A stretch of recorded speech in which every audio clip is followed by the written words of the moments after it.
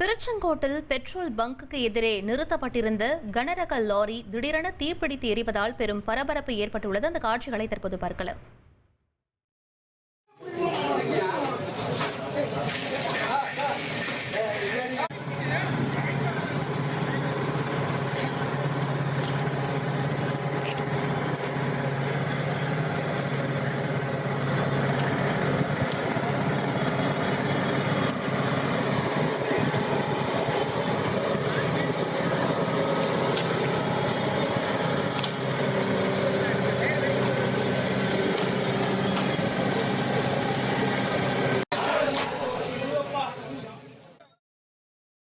இது பற்றிய மேலும் விவரங்களை எமது செய்தியாளர் யவனச்சோழன் வழங்கிட கேட்கலாம். யவனச்சோழன், இந்த தீ விபத்திற்கான காரணம் என முதற்கட்ட தகவலை பதிவு பண்ணுங்க.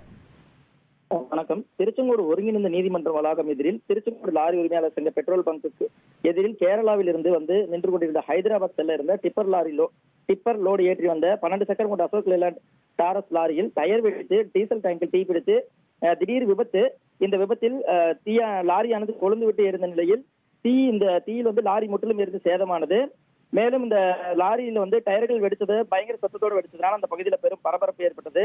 இந்த நிலையில திருச்செங்கோட்டில இருந்து 2 தீயணைப்பு வாகனங்கள், வெப்படையில இருந்து ஒரு தீயணைப்பு வாகனம் என 3 தீயணைப்பு வாகனங்கள் தீயை வேகமா அணைச்சாங்க. மேலும் இந்த தீ விபத்துல 18,20,000 ரூபாய் மதிப்புள்ள பிளைவுட் பலகைகளும் 22 லட்சம் மதிப்புள்ள லாரி, அப்புறம் அருகில் இருந்த ஆட்டோமொபைல் ஸ்பேர் பார்ட்ஸ் கடை மற்றும் பக்கத்துல இருந்த ஸ்கூட்டி, அப்புறம் ஒரு டிவி செக்ஷன் என சுமார் 15 லட்சம் ரூபாய் மதிப்பிலான பொருட்கள் எரிந்து சேதமானது.